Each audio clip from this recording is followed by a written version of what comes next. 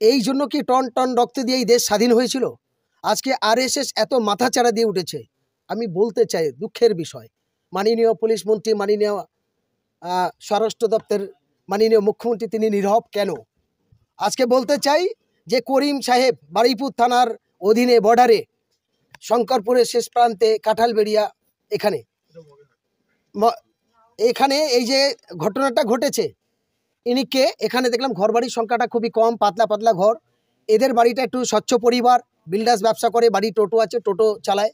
ঘটনার সূত্রপাত যেটা আমরা জানলাম যে সরকার মুখ্যমন্ত্রী তিনি, মাননীয় মুখ্যমন্ত্রী তিনি ঘোষণা করেছিলেন যে আমরা পুজোতে প্রসাদ বাড়ি বাড়ি পৌঁছাবো। যেদিন জগন্নাথ মন্দিরের প্রসাদ বাড়ি বাড়ি পৌঁছাবো, জগন্নাথ প্রসাদ হিন্দু মুসলমান সবার খাওয়ার নাম করে যে এত যে অত্যাচারিত হবে সেটা জানা ছিল না। ইনি এই টোটো চালক করিমকে কন্ট্যাক্ট করেছিল এখানকার স্থানীয় জনপ্রতিনিধি, পার্টির লোকেরা। তারা নিরাপত্তা দিতে পারেন। রেশন ডিলারের মাধ্যমে যখন খাবারটা গেল এলাকায়, যাওয়ার পরে তার নামে যখন নোংরা ভাষা গালাগালি হচ্ছে, তারপর থেকে এখানকার জনপ্রতিনিধি তারা যেমন তার নিরাপত্তার ব্যবস্থা করতে পারেনি, পাল্টা প্রতিরোধ করতে পারেনি। প্রশাসন এখানে বারবার এমন ঘটনা ঘটে, প্রশাসন নীরব। সেই ভূমিকা মগরাহাট থানা এবং বারুইপুর থানা, উভয় দুই থানায় সেই নিরাপত্তার ব্যবস্থা করতে পারেনি। আমরা টোটাল ঘটনার মধ্যে যা জানলাম, এই মানুষটা বাঁচবে কিনা সন্দেহ। যদি ভগবান আল্লাহ ঈশ্বর গড় তার ভালোটা দেখে তাহলে হয়তো তার বাঁচতে পারে, তবে বাঁচার সম্ভাবনাটা খুবই কম। এই জায়গা দাঁড়িয়ে দিকে খুব জোরালো ভাষায় বলতে চাই, আমি কালকে বারুইপুর থানার আইসিকে SMS করেছিলাম। আইসি সাহেব আমাকে SMS করেছে, আমরা 7 জনকে অ্যারেস্ট করেছি। বাকি আপনারা আমাদের উপরে ভরসা রাখুন, বিশ্বাস রাখুন, আমরা দেখব। বিশ্বাসের জায়গা তারা হারিয়ে ফেলেছে, বিশ্বাসের জায়গা তারা কলঙ্কিত করে দিয়েছে। পুলিশের উপরে বিশ্বাস ভরসা তখনই থাকতো যদি এই এলাকায় আর নতুন করে ঘটনা ঘটতো।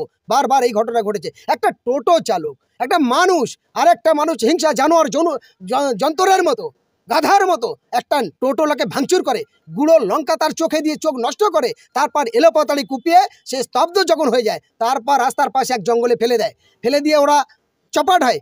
কিছুক্ষণ পর 10-15 মিনিট পর এই এলাকার আরেকজন টোটো চালক ওই রাস্তাতে আসতে গিয়ে যখন ওই ভাঙা টোটোটা দেখেছে, তখন তার পাশে দাঁড়িয়ে দেখলেন ওই যিনি করিম মোল্লা, তিনি ছটফট করছে আক্রান্ত অবস্থায়। তখন ওকে তুলে কষ্ট করে কোনো রকম এখানে এনে তারপর মগরাহাট নিয়ে যেতে পুলিশ তারপরে খবর পায়। পুলিশ কিভাবে খবর পেল?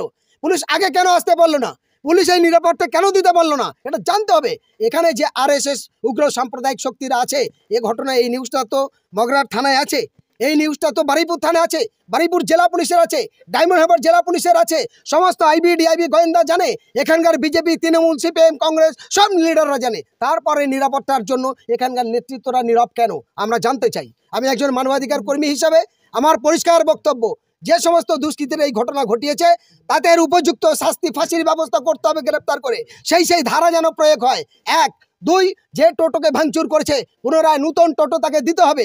3, এর পরিবারকে যথারীতি অর্থ যে শোষণ করছে সেই অর্থের ক্ষতিপূরণের দাবি মুখ্যমন্ত্রী ব্যর্থ, পুলিশ মন্ত্রী ব্যর্থ, তার ব্যবস্থা করতে হবে।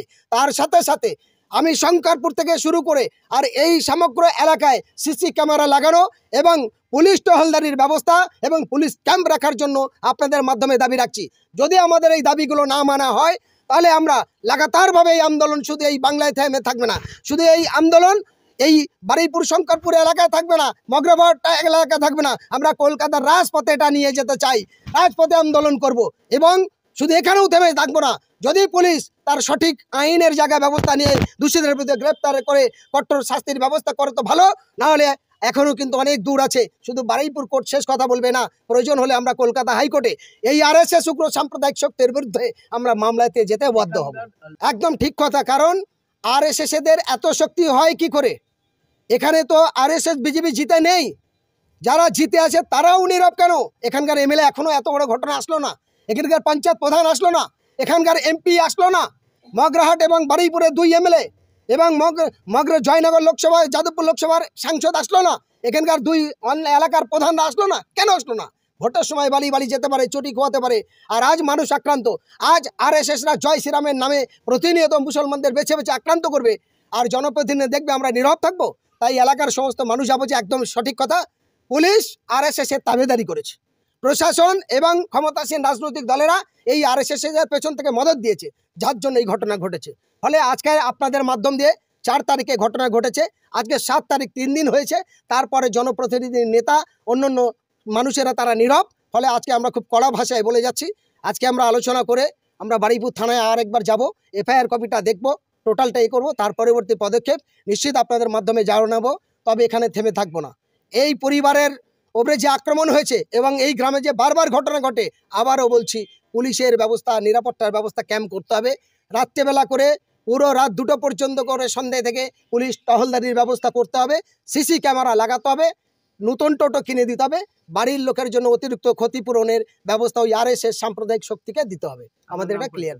আমার নাম হোসেন গাজী, দেশ বাঁচাও সামাজিক কমিটির রাজ্য সম্পাদক এবং একজন মানবাধিকার কর্মী।